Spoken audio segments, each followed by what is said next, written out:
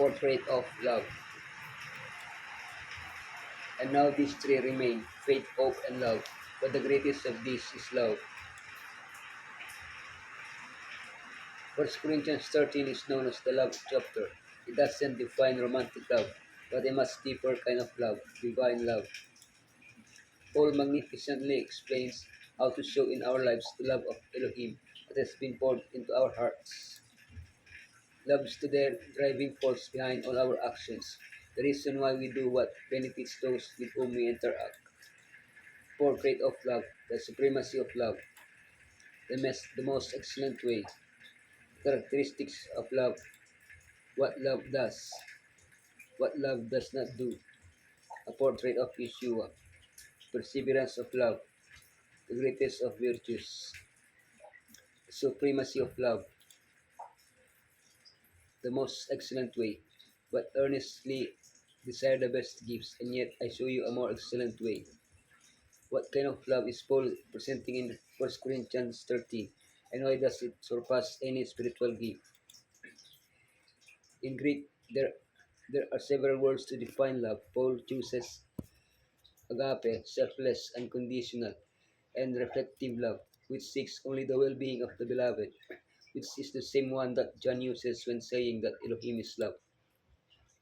No spiritual gift is useful if it is not exercised, motivated by this kind of love. In fact, all our actions and thoughts should be infused with agape love. Yeshua warned us that because of wickedness, this love will grow cold. But we must not allow this to happen to us in our homes or in our churches.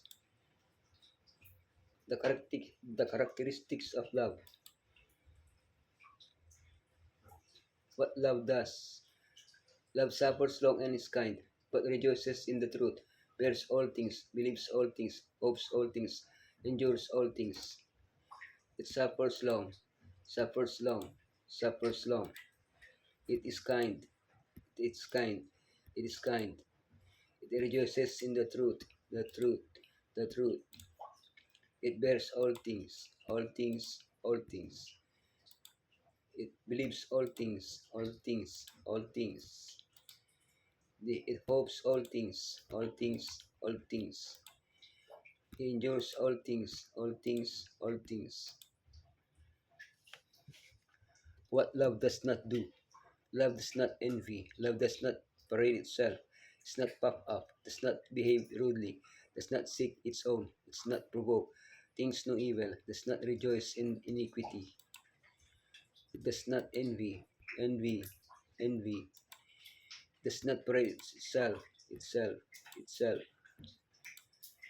not puff up. It's not does not behave rudely, rudely.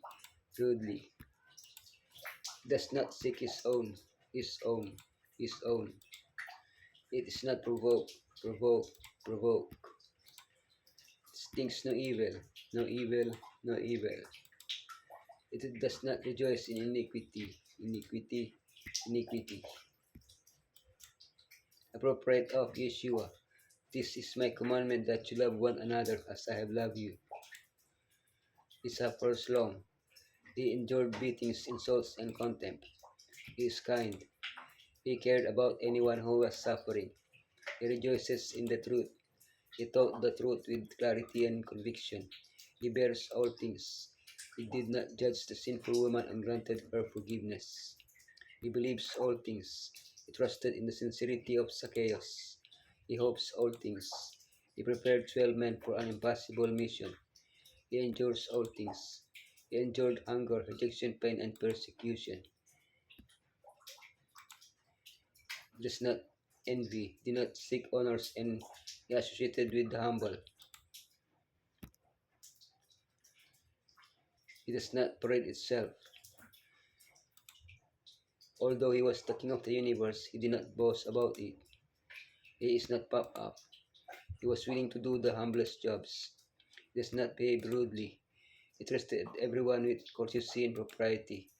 He does not seek his own. He always did the will of his Father. He is not provoked. Even when they struck him, he responded with courtesy. He thinks no evil. He has forgiveness for those who crucified him. It does not rejoice in iniquity. He spoke harshly to the unjust Pharisees.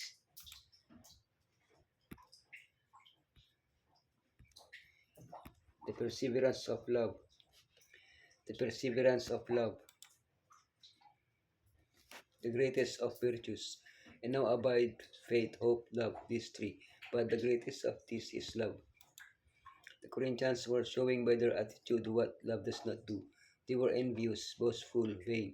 They acted improperly. They were selfish. They were easily irritated. They were spiteful, and they tolerated sin.